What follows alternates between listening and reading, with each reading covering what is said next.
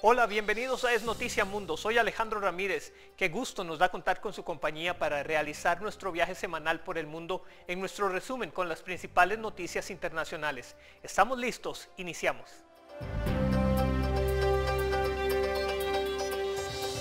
El resultado de las elecciones de medio periodo en Estados Unidos fue una victoria compartida entre republicanos y demócratas. Los oficialistas conservaron la mayoría en el Senado, pero los demócratas lograron imponerse en la Cámara de Representantes. Esto sin duda representará un desafío para la Casa Blanca. Polarización política. Así definen expertos al escenario revelado por los resultados de las elecciones de medio mandato. La poca diferencia en la mayoría de las contiendas por sillas en ambas cámaras del Congreso o en gobernaciones de Estados Unidos es comprometedora para republicanos y demócratas.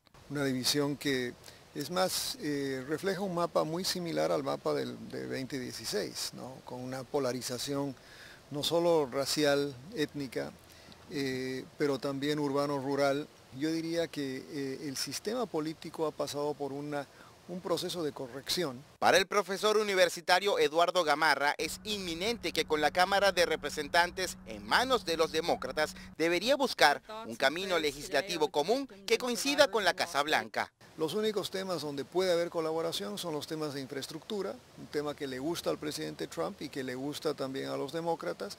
También conversamos con Daniel Álvarez, analista político y profesor universitario, quien advirtió sobre un clima de tensión en caso de no alcanzar acuerdos. Además, destacó una variable que pudo generar la desaprobación de algunos republicanos. Si no hay algún tipo de arreglo, me parece a mí que entonces va a haber lo que se llama una parálisis en el gobierno, que me parece a mí que no es bueno para los Estados Unidos. El hecho que la Cámara ya está en manos de los demócratas es sumamente importante políticamente.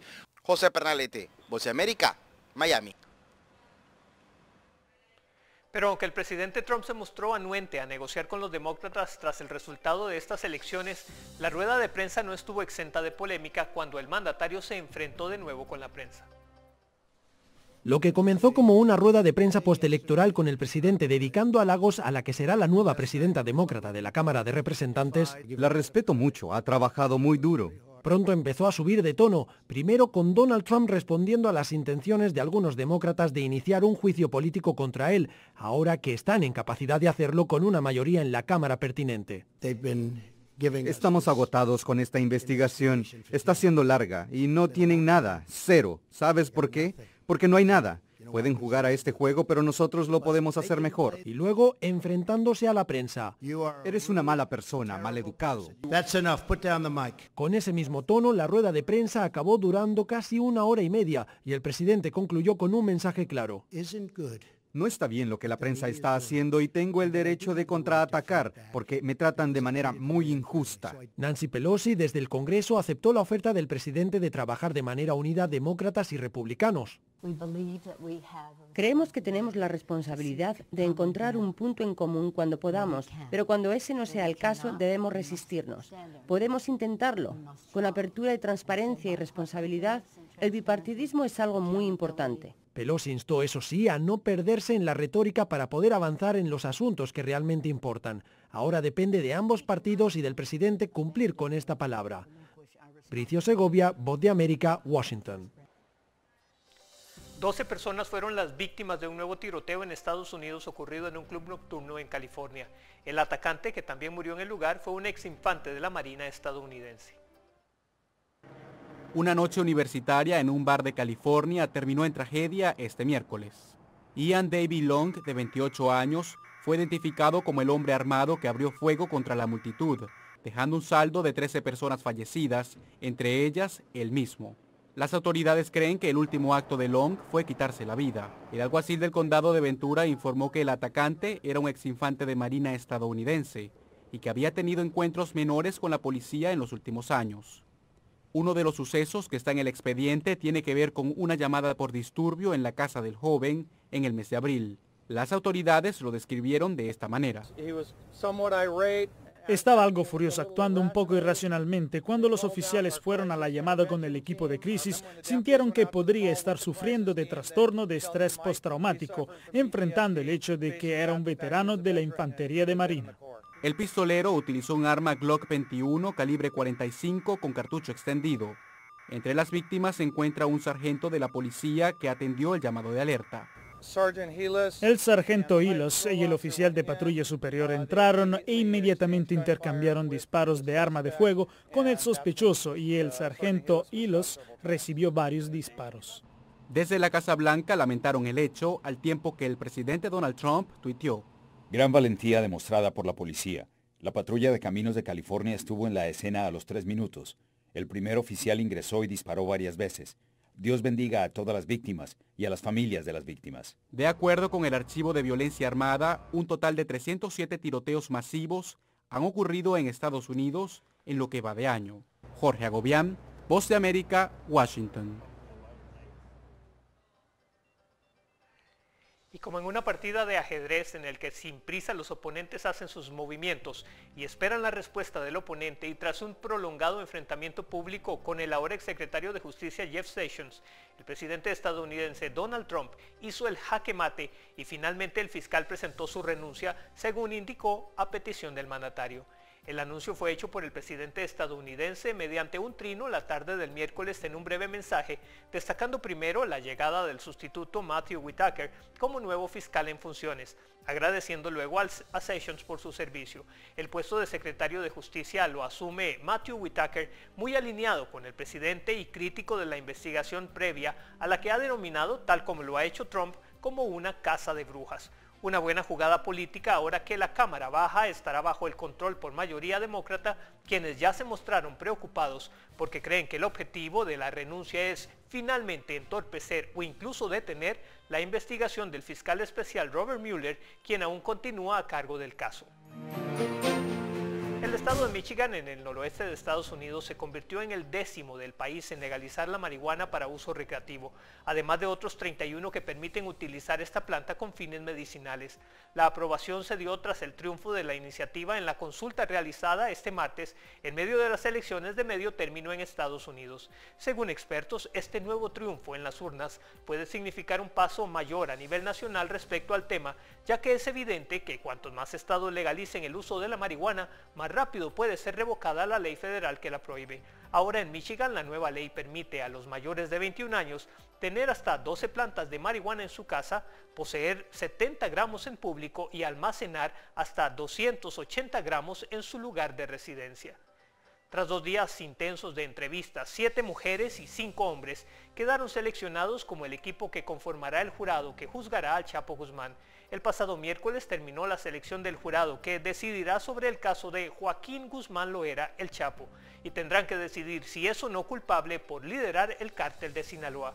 La semana pasada el juez indicó que este caso es un caso peculiar porque hay mucho contenido de ficción sobre Guzmán, producto de películas y series de televisión. El mayor juicio por narcotráfico en Estados Unidos comenzará el próximo 13 de noviembre con la presentación de los argumentos iniciales por parte tanto de la Fiscalía como de la defensa. Estados Unidos restableció a inicios de la semana las sanciones contra los sectores petrolero y financiero de Irán que habían sido levantadas por Barack Obama y concreta así el retiro del acuerdo nuclear de 2015 anunciado en mayo por el presidente Donald Trump. Estas medidas afectarán directamente a empresas asiáticas o europeas que continúen importando petróleo de Teherán o mantengan relaciones comerciales con bancos iraníes, aunque Estados Unidos ha garantizado exenciones temporales a 8 países para continuar importando crudo de la República Islámica y entre ellos Turquía y posiblemente China e India.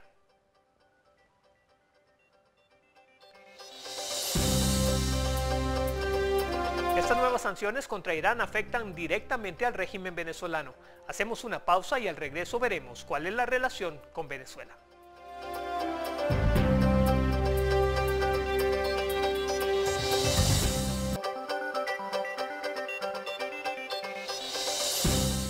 Continuamos nuestro viaje a través de las noticias para ver la relación de las nuevas sanciones estadounidenses con Venezuela y las reacciones del régimen ante estos nuevos lineamientos por parte del Departamento del Tesoro.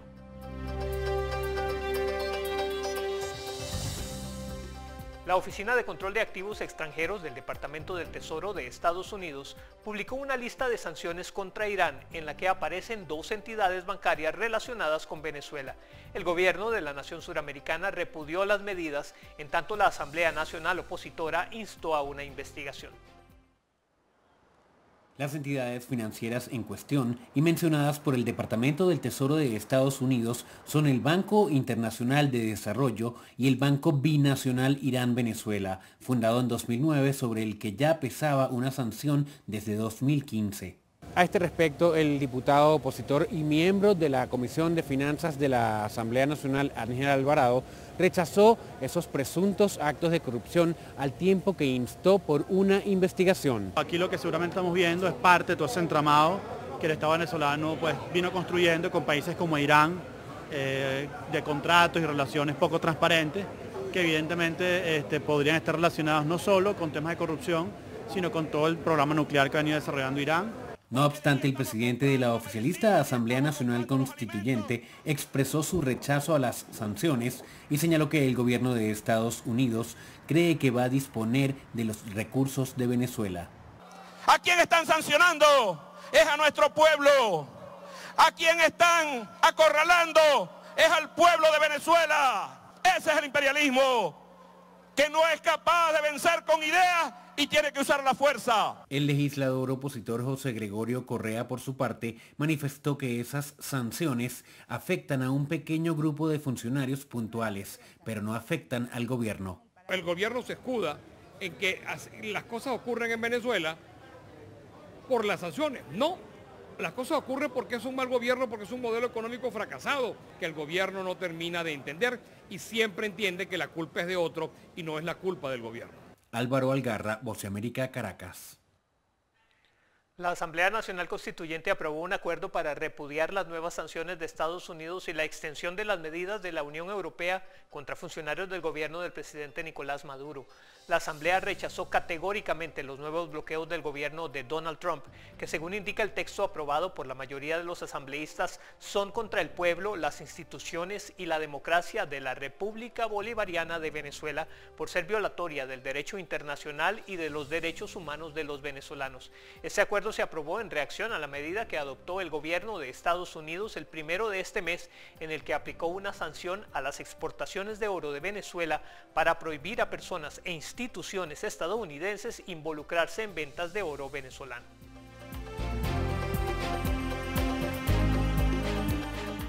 Mientras la constituyente hacía los reclamos, el diputado opositor venezolano José Gregorio Correa exhortó al gobierno de Perú a seguir brindando apoyo a los migrantes venezolanos en ese país debido al gran número de ciudadanos que han huido de la crisis y llegan a Perú, que ofrecía hasta el pasado 31 de octubre un permiso de permanencia. El tema es que hoy la Comisión de Asuntos Consulares y Migratorios en su reunión ha sacado un pronunciamiento sobre el tema de los venezolanos en Perú. El gobierno peruano decidió cerrar el registro de venezolanos el 31 de octubre.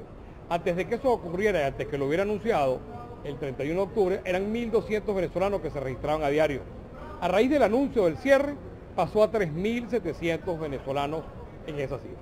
¿Qué ocurre? Que hay una cantidad de venezolanos que están en situación irregular y nuestro llamado y nuestro exhorto es al gobierno de Perú que atienda, que tenga la bondad de atender a esos venezolanos que tanto lo necesitan, porque al fin y al cabo es un país hijo de Bolívar, como lo es Ecuador, que ha decidido ampliar y favorecer más aún la permanencia de los venezolanos en Ecuador, cosa que le agradecemos al gobierno de Ecuador, a su Cancillería, a su embajada en Venezuela. Nuestro llamado es a que Perú pueda atender y pueda flexibilizar un poco más la atención. Sabemos lo difícil que resulta esto, pero queremos que Perú atienda a los venezolanos. ¿Qué ocurre? Que el Perú alega que tiene casi el 2% de su población son de venezolanos. Eso trae un problema. Pero cuando el venezolano se va en busca de nuevas oportunidades que no tiene Venezuela. La Asamblea Nacional de Venezuela declaró inadmisible la mediación del expresidente de gobierno español José Luis Rodríguez Zapatero en la crisis política del país suramericano, al considerar que ha demostrado parcialidad en favor del gobierno de Nicolás Maduro. La Cámara venezolana, de contundente mayoría opositora, aprobó un acuerdo después de un intenso debate que acusa a Rodríguez Zapatero de haber actuado con incondicional parcialidad en favor de los intereses autocráticos del gobierno de Maduro en la pasada última mesa de negociaciones. El acuerdo indica que los eventuales mediadores en la crisis venezolana deben tener inobjetable imparcialidad y no ser susceptibles de ser manipulados por el régimen.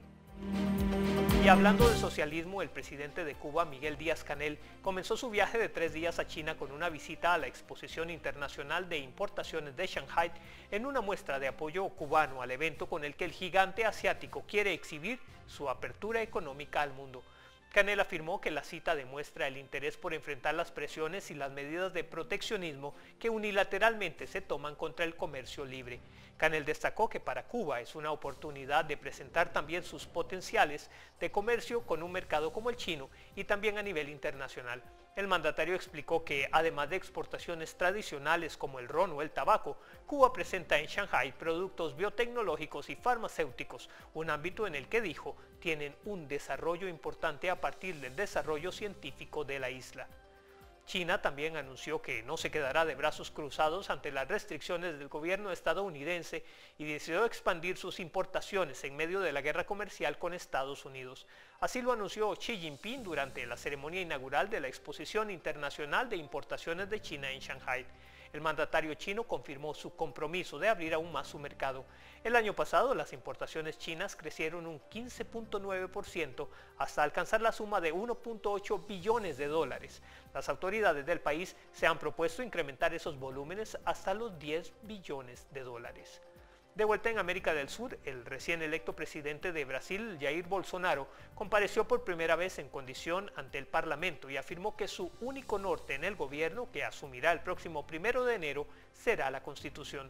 Durante un acto por el 30º aniversario de la promulgación de la Constitución en la Cámara de Diputados, Bolsonaro aseguró que el compromiso y la responsabilidad con el futuro del país debe ser de todos los poderes públicos. También dijo, en la democracia solo hay un único norte, que es el de la Constitución, sobre la cual, dijo textualmente, se sientan las bases para continuar construyendo el Brasil que el pueblo merece y su futuro de gran nación.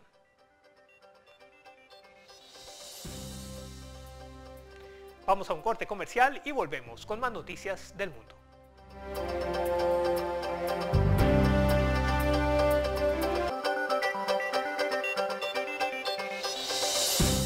Avanzamos con nuestro resumen semanal de las noticias internacionales, esto es Noticia Mundo.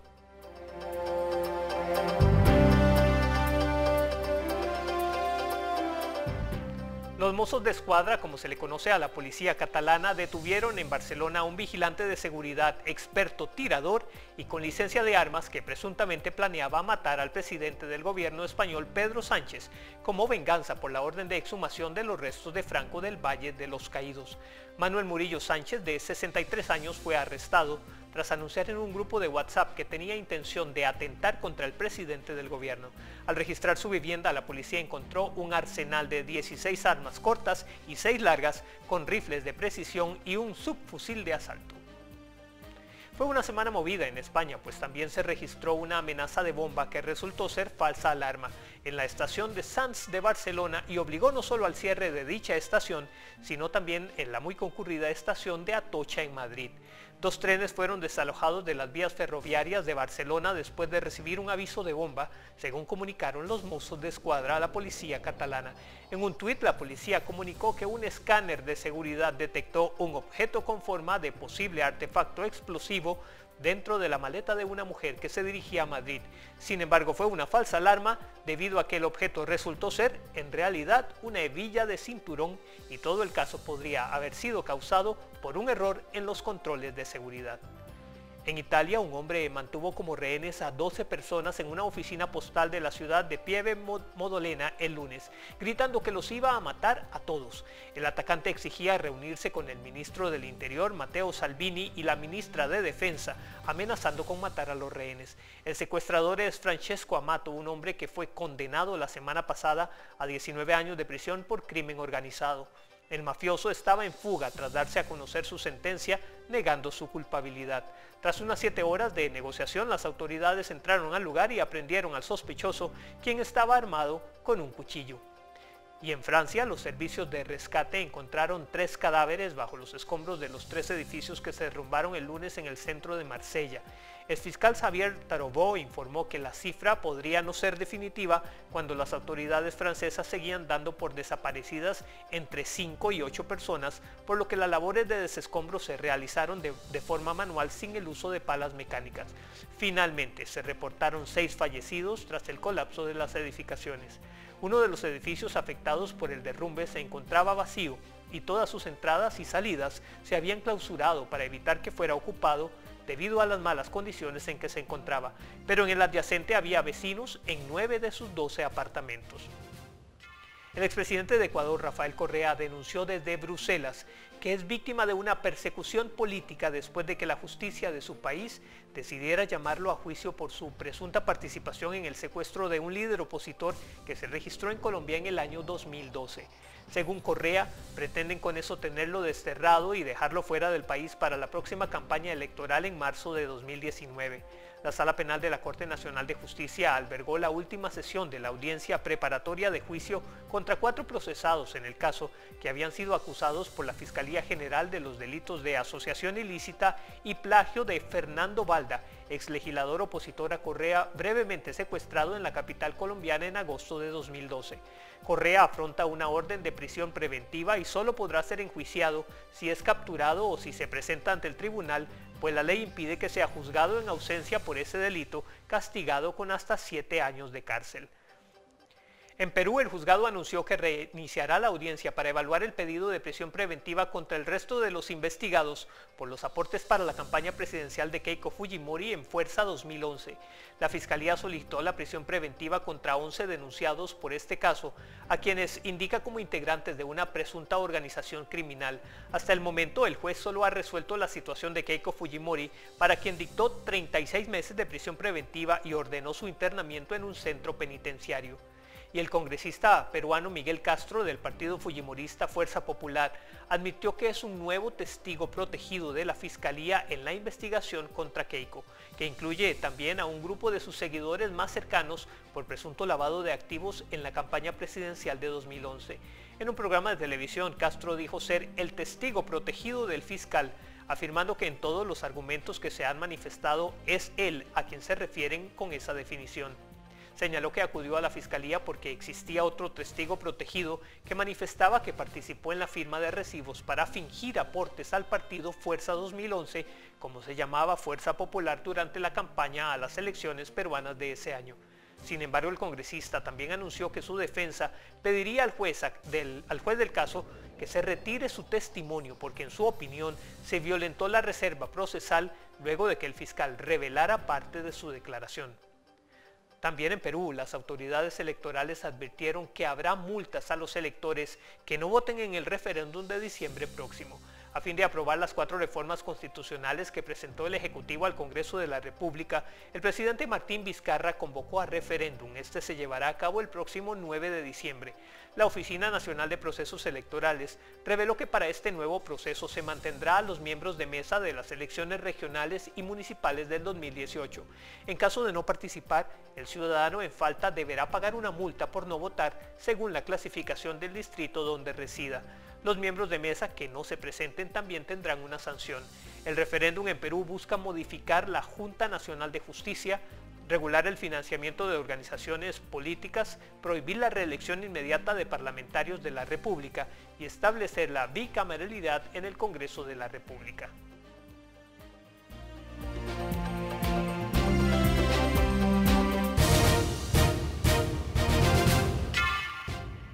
Así estuvo el mundo durante esta semana noticiosa. Esperamos que hayan disfrutado del programa. Esta entrega fue preparada con mucha dedicación, como lo hacemos cada vez.